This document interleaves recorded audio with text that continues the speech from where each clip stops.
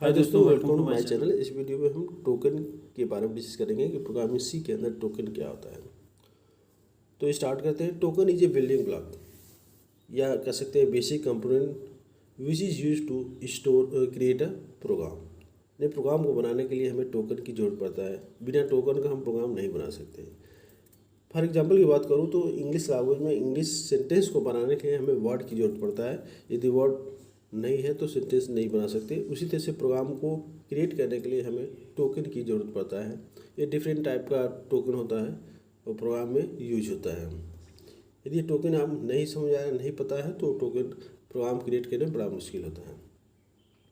अब इसके पार्ट की बात, टाइप की बात करूँ कि टोकन में कौन कौन सा टाइप होता है, तो पहला आता है कीवर्ड। कीवर्ड मतलब predefined word in the program. Program में होता है प्री डिफाइंड वर्ड होता है। आइडेंटिफायर क्या होता है? यूजर डिफाइंड वर्ड, जिसको यूजर बनाता है। तीसरा है ऑपरेटर और चौथा है कॉन्स्टेंट। ऑपरेटर मीन्स ऑपरेटर एक सिंबल होता है, नोटेशन होता है which is act as the operand. और कॉन्स्टेंट एक वैल्यू होता है जो प्रोग्राम के टाइम चेंज नहीं होता है। तो कीवर्ड की बात करूँ तो keyword is a predefined word in the program that can not change during the execution of program. जो पहले से फिक्स है तो फिक्स ही रहेगा, उसको आप चेंज कराना चाहेंगे तो चेंज नहीं कर सकते। सी प्रोग्राम के अंदर 32 कीवर्ड होता है, इसलिए इस लैंग्वेज को स्मॉल लैंग्वेज कहा जाता है। जैसे मान लो ऑटोमेटिक के लिए ऑटो, ब्रेक, केस, कैरेक्टर के लिए कैर, कांस्टेंट के कांस्ट कीवर्ड ऐसे बनाया जाता है। जो बड़े वर्ड हो तो उसको शॉर्ट में बनाया जाता है। और ये 32 कीवर्ड सपोर्ट करता है प्रोग्रामिंग सी के अंदर। इसी का अपोजिट आइडेंटिफायर होता है। आइडेंटिफायर मतलब यूजर डिफाइंड वर्ड, और कीवर्ड क्या है तो प्री डिफाइंड वर्ड होता है। तो identifier is a user defined word that change the during the execution of program. इन प्रोग्राम के टाइम इसको हम वैल्यू को चेंज कर सकते हैं। अब ये इसके कुछ रूल्स होता है, रूल्स रेगुलेशन होता है कि जब हम प्रोग्राम को बनाते हैं तो उसके कुछ रूल होता है। तो पहला रूल ये कह रहा है कि जब भी हम आइडेंटिफायर को बनाएंगे तो यह जो अंडरस्कोर डिजिट अल्फ़ाबेट से मिलकर बना होता है, लेकिन जब स्टार्ट करते हैं तो पहला लेटर हमारा डिजिट नहीं होना चाहिए। पहला लेटर क्या होना चाहिए? अंडरस्कोर होना चाहिए, अल्फ़ाबेट होना चाहिए, लेकिन डिजिट नहीं होना चाहिए।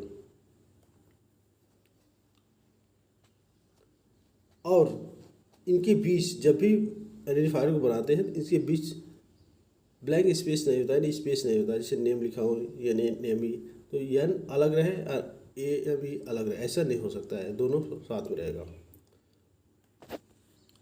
कोई स्पेशल की नहीं होना चाहिए, कीवर्ड नहीं होना चाहिए, ऐसा कुछ इसके एग्जाम्पल है। और आइडेंटिफायर के अंदर आता कौन है तो वेरिएबल हो गया, वेरिएबल फंक्शन का नेम हो गया, क्लास का नेम हो गया, ऐसे आइडेंटिफायर के अंदर आते हैं। तीसरा बता दूँ कि वेरिएबल, वेरिएबल क्या होता है कि name of location in memory which is use to store a value. एक मेमोरी के अंदर जैसे कोई हम वेरिएबल डिफाइन करते हैं तो एक मेमोरी के अंदर अपना एक लोकेशन बना लेता है हम, उसी लोकेशन के नाम को बोले वेरिएबल कहते हैं। और लोकेशन का मतलब वहाँ यूज होता है वैल्यू को स्टोर करने के लिए। तो variable is a name of location which is use to store a value. अब इसके भी वही जो ये भी आइडेंटिफायर है, तो जितने भी रूल रेगुलेशन आइडेंटिफायर के हैं सब ये भी फॉलो करेगा। कुछ इसके एग्जांपल हैं, जैसे इंट ए और उसमें वैल्यू असाइन कर दिया 12, और कैरेक्टर के लिए बी ले लिया, अब इसमें वैल्यू असाइन कर दिया, फ्लोट के लिए एफ ले लिया, ये वैल्यू असाइन कर दिया। ये होता है वेरिएबल।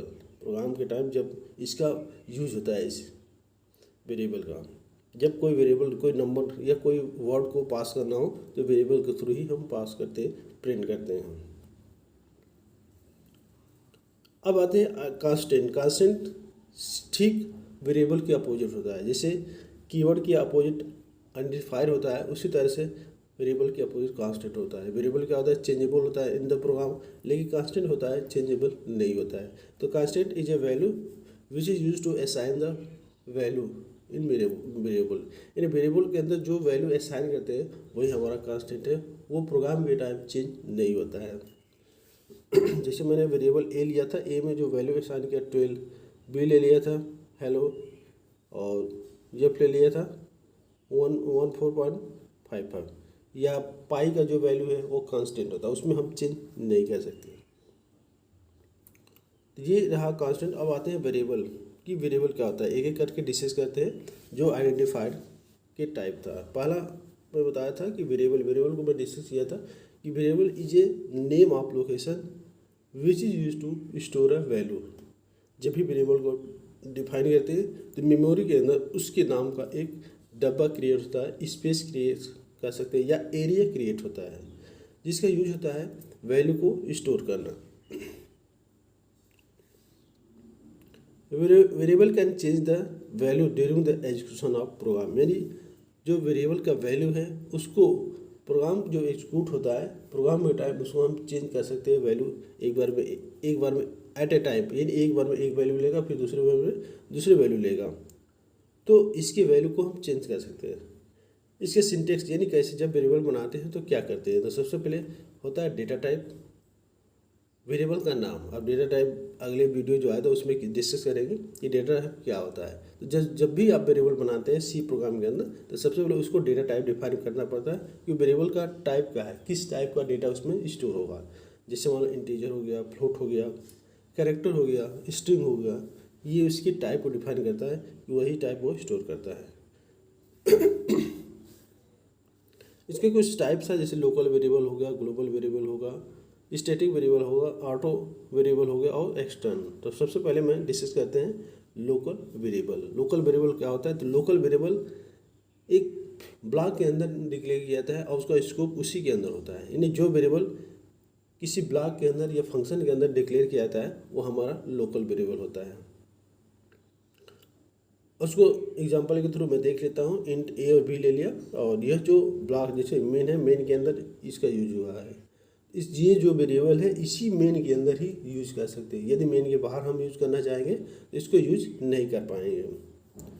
तो लोकल वेरिएबल वो वेरिएबल होता है जो किसी ब्लॉक के अंदर या किसी फंक्शन के अंदर यूज होता है, और वह इसी के अंदर वही उसकी एरिया होती है। यदि उसको बाहर यूज करना चाहेंगे तो यूज नहीं कर सकते। तो मैंने ए और बी इस मेन नाम के फंक्शन के अंदर लिया, यानी कर्ली ब्रेसेस के अंदर लिया, वही ब्लॉक कहलाता है। और इसका मैं वैल्यू असाइन कर दिया। अब इसी को क्या करता हूँ, प्रिंट कर देता हूँ। तो इसका जो यूज होगा इसी ब्लॉक के अंदर यूज होगा। अब इसको मैंने प्रिंट कर दिया, एडिशन ऑफ टू वेरिएबल, और यहाँ पर मैंने परसेंटेज डी लगाया और कामा ए प्लस बी कर दिया। इन दो वेरिएबलों को ऐड करना है, तो जो वैल्यू मैं असाइन किया हूँ उसको ऐड कर दिया। अब कंप्लीट हो गया। अब सेव करते हैं और इस प्रोग्राम को कंपाइल करते हैं, फिर रन कराते हैं। अब देखो इंट ए, यानी यहाँ पर जो मैं शो कर देता हूँ कि ए और बी हमारा क्या है, तो लोकल वेरिएबल है, क्योंकि ये ब्लॉक के अंदर मेन जो फंक्शन केस कर सकते हैं, फंक्शन के ब्लॉक के अंदर ये यूज हुआ है, इसलिए इसको बोलते हैं लोकल वेरिएबल। अब इसको सब कंपाइल कर दें। कंपाइल करने के बाद इसको एग्जीक्यूट करते हैं, तो देखते हैं हमारा आउटपुट क्या आता है। तो कंपाइल हो गया है। अब रन कराते हैं। रन कराने के बाद जैसे ही रन कराते हैं तो हमारा आउटपुट आ गया है, ये 57 हमारा आउटपुट आ गया। अब जो नेक्स्ट वेरिएबल है उस वेरिएबल का नाम है global variable. Global variable means, global variable मतलब वह वेरिएबल जो किसी फंक्शन के बाहर हो और डिक्लेयर किया जाए, और किसी ब्लॉक के बाहर डिक्लेयर किया जाए, उसको यूज कहीं भी कर सकते हैं, ये होता है ग्लोबल वेरिएबल। तो मैं एक वेरिएबल लेता हूँ, इसका जो यूज मैं किया हूँ वो मेन से पहले किया हूँ, यानी मैं बताया था कि किसी फंक्शन के अंदर या ब्लॉक के बाहर यूज कर सकते हैं, उसका यूज हम कहीं भी कर सकते हैं। तो मैं एक इंट ऐड नाम का वेरिएबल लिया और उसको मैं इस ब्लॉक के अंदर यूज कर रहा हूँ। अब जो मैं पहले से प्रोग्राम लिखा हूँ उसी को एडिट कर देता हूँ। अब ऐड में हमने क्या किया, ए प्लस बी डाल दिया और 8 को प्रिंट कर दिया, तो ये भी आउटपुट वही सेम आएगा। कंपाइल हो गया। अब इसको एग्जीक्यूट कराते हैं, रन कराते हैं। तो देखो ऐड जो मैंने पहले डिक्लेयर किया और इसको यूज हम इस मेन के अंदर कर रहा हूँ, इसको बोलते हैं ग्लोबल वेरिएबल। अब देखो ऐड इज क्या है, ग्लोबल वेरिएबल। तो हमने लोकल वेरिएबल समझ लिया, ग्लोबल वेरिएबल समझ लिया। इसके बाद हम स्टैटिक वेरिएबल के बारे में डिस्कस करते हैं। अब जैसे ही इसको एग्जीक्यूट करते हैं रन करते हैं तो हमारा आउटपुट आ जाता है। कंपाइल हो चुका है, देखो वैल्यू आ गया, वही सेम वैल्यू 57, क्योंकि वैल्यू मैंने चेंज नहीं किया, ए और बी ले लिया और दोनों को क्या करना था, सम करना था। जो थर्ड वेरिएबल था उसका नाम है स्टैटिक वेरिएबल। स्टैटिक वेरिएबल की बात करूँ तो स्टैटिक वेरिएबल को डिक्लेयर करने के लिए स्टैटिक कीवर्ड का यूज करते हैं पहली बात। दूसरी बात, जो वैल्यू एक बार मैंने असाइन कर दिया तो वो दोबारा वो वैल्यू को नहीं लेगा, अलग से लेगा। तो मैंने जैसे 4 फंक्शन बनाया और ये फंक्शन का यूज मैं किया, फंक्शन जो अगले चैप्टर में है उसको बताएंगे तो डिटेल में डिस्कस कर देंगे। आइए हम स्टार्टिंग बस देखते हैं कि स्टैटिक का यूज़ कहाँ हो रहा है, कैसे हो रहा है। तो मैं 4 फंक्शन शो नाम का फंक्शन बनाएगा, यानी 4 बार कॉल करेगा। तो इसके अंदर जो मैं वैल्यू दे रहा हूँ तो 4 बार उसको इंक्रीमेंट कर देगा। सपोज करो मैंने एक्स नाम का इंटीजर नाम का वेरिएबल ले लिया, उसके अंदर 22 असाइन कर दिया। जो दूसरा वेरिएबल वाई लेता हूँ वो जो है स्टैटिक में, मैं बताया था कि जब भी स्टैटिक वेरिएबल को डिक्लेयर करते हैं तो स्टैटिक कीवर्ड का यूज़ करते हैं। तो मैंने स्टैटिक ले लिया, इंट वाई के अंदर 20 ले लिया। हाँ, एक्स का वही वैल्यू 20 है और वाई का भी वैल्यू 20 है। अब हम क्या करते हैं कि दोनों वेरिएबल के अंदर एक वैल्यू को इंक्रीमेंट कराते हैं। एक्स प्लस इजकल टू 1 और वाई प्लस इजकल टू 1, यानी दोनों में एक वैल्यू को हम बढ़ा देते हैं। अब जब हम प्रिंट करते हैं तो देखता हूँ कि जो एक्स जो वेरिएबल नॉर्मल वेरिएबल है उसके अंदर कोई चेंज नहीं होगा। 21 है तो 21 ही प्रिंट होगा, लेकिन जो वाई लिया हूँ जिसको स्टैटिक बनाऊँ उसका वैल्यू कांस्टेंट रहता है, एक बार में एक ही वैल्यू लेता है, दोबारा एक वैल्यू को बढ़ाता रहता है। तो यही मैं दिखाने के लिए स्टैटिक वेरिएबल का यूज कर रहा हूँ, क्योंकि जिस वेरिएबल को स्टैटिक बना रहा हूँ वो स्टैटिक रहता है, एक बार में एक ही वैल्यू लेगा, दूसरे बार में बढ़ा देता है। अब इस वेरिएबल दोनों वेरिएबल को प्रिंट करता हूँ और प्रिंट करने के बाद देखते हैं दोनों का आउटपुट में क्या डिफरेंस है। अब देखो कुछ कहीं मिस्टेक हो गया। अब प्रोग्राम को एग्जीक्यूट कराते हैं, हमारा कंप्लीट हो गया, अब सब कंप्लीट हो गया। हाँ इसको ठीक हाँ ठीक, सब ठीक है। अब इसको कंपाइल कराते हैं और उसको एग्जीक्यूट करके आपको इसका आउटपुट दिखाना चाहता हूँ कि दोनों वेरिएबल की जो वैल्यू है, वैल्यू में क्या डिफरेंस है, जिसमें स्टैटिक लगाया हूँ जिसमें स्टैटिक नहीं लगाया हूँ, तो दोनों में अंतर क्या है ये हम दिखाने के लिए यहाँ पर मैं शो कर रहा हूँ। अब ये फंक्शन क्या होता है, फंक्शन को भी पहले डिक्लेयर किया जाता है, तब उसको मेन के अंदर कॉल किया जाता है, फिर मेन के बाद उसको डिफाइन किया जाता है। तो मैंने फंक्शन बनाया था शो, उसको मैं डिक्लेयर किया, उसको कॉल कर दिया। अब देखो अभी तो एक ही लाइन में लिखा रहा है। अभी हम क्या करते हैं कि यहाँ पर हम जहाँ प्रिंट किया हूँ %d लगाया हूँ वहाँ पर /n लगा दो, क्योंकि न्यू लाइन में जो भी आउटपुट होगा न्यू लाइन में आएगा, तो वहाँ आसानी से हम समझ सकते हैं। अब देखो यहाँ पर ये आउटपुट आ गया। तो यहाँ हम देखते हैं कि जो x का वैल्यू है 21 है, चारों बार में 21 है, लेकिन जो y का वैल्यू है वो 21 नहीं है, 21 है, 22, 23, 24 ऐसे वैल्यू आ रहा है। तो ये हुआ स्टैटिक वेरिएबल। अब आते हैं ऑटोमेटिक वेरिएबल। ऑटोमेटिक मतलब कहने का मतलब जितने भी लोकल वेरिएबल है वो ऑटोमेटिक है। अब वहाँ ऑटो लगाओ या ना लगाओ वो ऑटोमेटिक ही लेता है। सपोज करो मैं एक्स वेरिएबल लिया ए और एक में 45 डाल दिया और दूसरा जो वेरिएबल लिया है बी में 56 डाल दिया। अब बी को क्या करते हैं, ऑटो बना दिया मैंने। जब हम प्रिंट कराते हैं तो वही सेम वैल्यू, कोई चेंज नहीं आएगा, या ऑटो लिखो या ना लिखो। तो जितने भी लोकल वेरिएबल है वो सब ऑटोमेटिक होता है, यानी ऑटो ही होता है। अब ऑटो अब लिखो या ना लिखो, लेकिन वो ऑटो ही होता है, ऑटोमेटिक ही होता है। ये नॉर्मल वेरिएबल है और ये बी जो है हम ऑटो बना दिया, लेकिन जो टाइप है हमारा क्या है, इंटीजर ही है। जो वेरिएबल जो टाइप है हमने टाइप लिखना भूल गया और यहाँ पर इसलिए वो ऑटो ही लेगा। जितने बार हम यूज करेंगे तो मैंने कहने का मतलब जितने भी आपका इसको भी ऑटो बना सकते हैं तो वही आएगा, सेम आउटपुट आएगा, कोई आउटपुट में कोई चेंज नहीं होगा। तो जितने भी लोकल वेरिएबल हैं सब ऑटो होता ही है। यहाँ पर मैं इंट लिखना भूल गया था इसलिए इसका आउटपुट नहीं आ रहा था।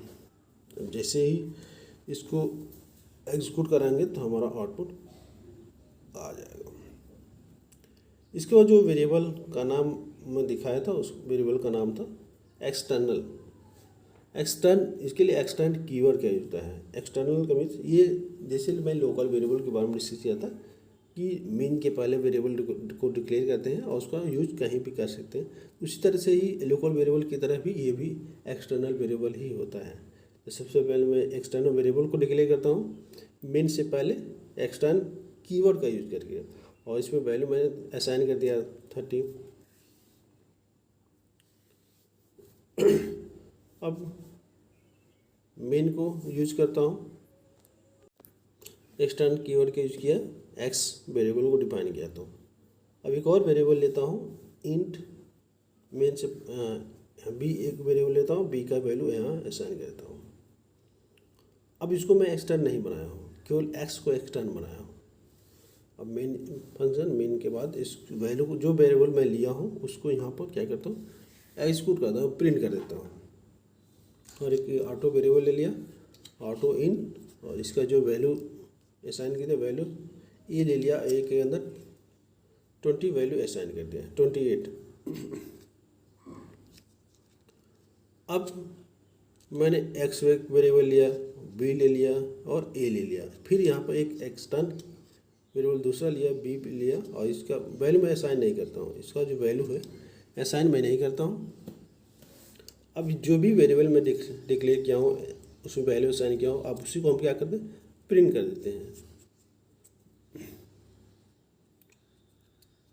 तो हमारा आउटपुट आ जाएगा। तो यहाँ पर वेरिएबल को मैंने प्रिंट कर देता हूँ the value of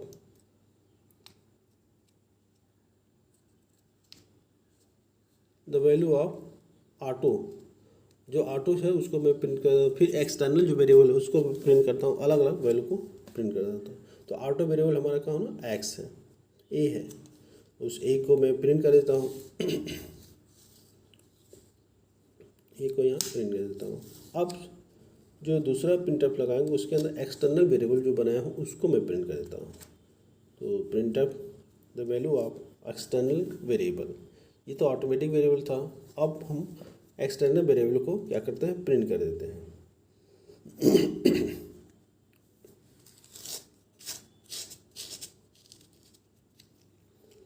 the value of extern variable, और एक्सटर्न वेरिएबल हमारा क्या है, तो वाई है, तो यहाँ पर हम वाई को प्रिंट कर देते हैं। इसमें मैं %d जो वैल्यू स्टोर करके आएगा। तो एक्सटर्न वेरिएबल हमारा दो है, एक्स और बी है, तो एक्स और, इसलिए दो बार मैंने %d लगाया, यूज किया है। अब इसको मैंने क्या करता हूँ, प्रिंट कमांड देके प्रिंट कर दिया। और एक और प्रिंटअप फंक्शन का यूज करता हूँ, और इसके अंदर जो वेरिएबल है, इस वेरिएबल को प्रिंट करो, दोनों वेरिएबल तो हो गया। अच्छा, इसको हटा देता हूँ। अब इस पहले प्रिंट करके देखता हूँ कि हमारा आउटपुट क्या आता है। तो एक्स के अंदर 30 था, ए के अंदर 28 था, और बी के अंदर हमने 8 डाला हो, तो देखो वेरिएबल हमारा आ गया। जो भी हमने आउटपुट लिया था, जो मैं बनाया था, वो सबको आउटपुट आ गया। तो एक्सटर्नल के बारे में बताऊँ तो वो external like a global variable की तरह होता है, उसी की तरह यूज होता है। लेकिन यहाँ पर क्या होता है कि उसमें एक्सटर्न कीवर्ड का यूज करते हैं। तो इस तरह से हमारा जो भी वेरिएबल के टाइप था उसको एक एक करके सबको मैं एक्सप्लेन कर दिया, इम्प्लीमेंट कर दिया।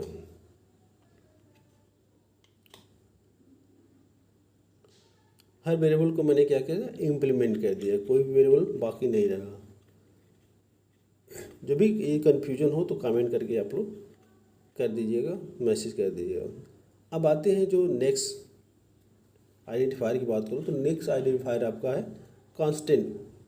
तो यह जस्ट अपोजिट होता है वेरिएबल का। वेरिएबल क्या होता है, चेंजेबल होता है during the execution of program. लेकिन कांस्टेंट क्या होता है, constant is a value assign to the variable. एक वैल्यू होता है जो वेरिएबल को असाइन किया जाता है, और यह जो can not change the during the execution of program. Main constant को हम प्रोग्राम के एग्जीक्यूशन के टाइम चेंज नहीं कर सकते।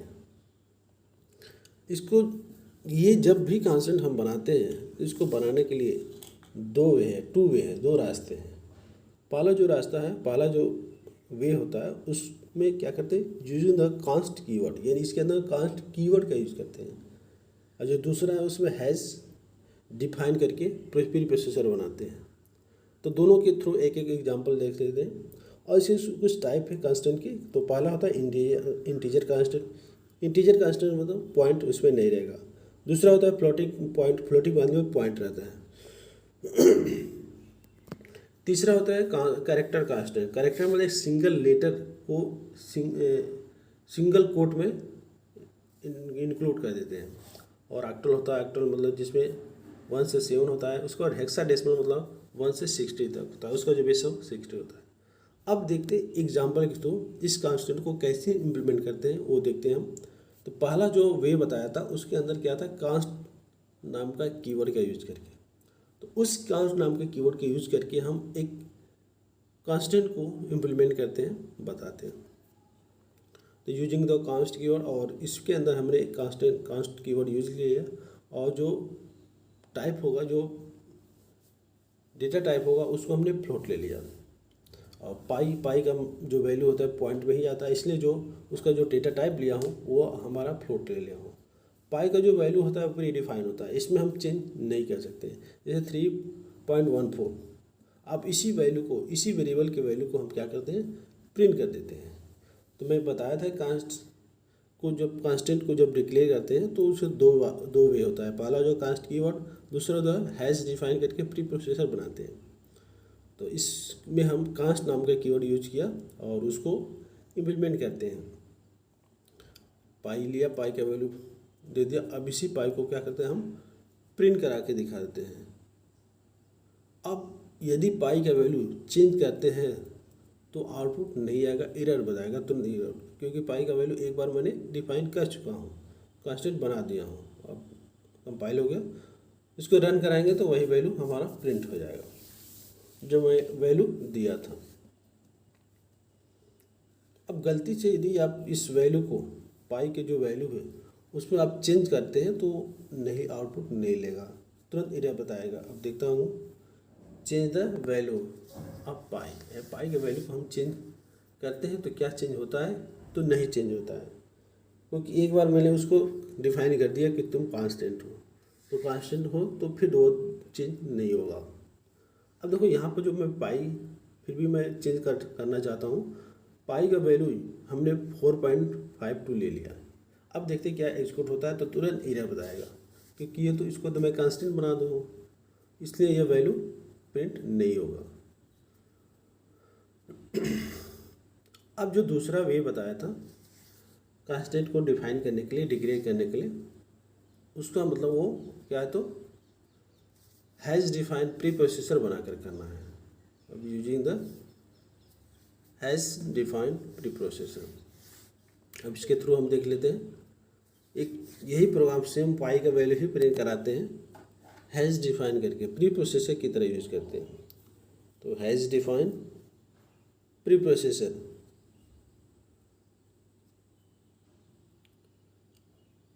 Pre processor.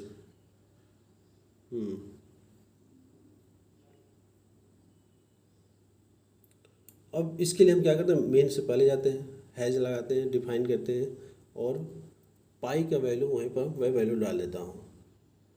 अब यहाँ पर मैंने हैज़ ले लिया और डिफाइन किया। और डिफाइन यह वेरिएबल का नाम क्या था, तो पाई है, और पाई का वैल्यू हमने दे दिया 3.14